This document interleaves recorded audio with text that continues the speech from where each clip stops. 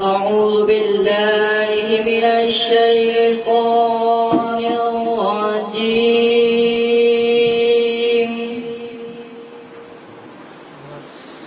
بسم الله الرحمن الرحيم.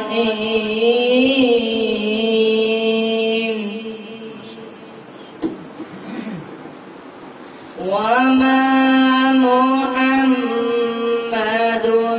إلا رسول قد خلت من قبله الرسل أفإن مات أو قتلا انقلبتم على أعقابكم ومن ينقلب فلن يضر الله شيئا وسيجزي الله الشاكرين. صدق الله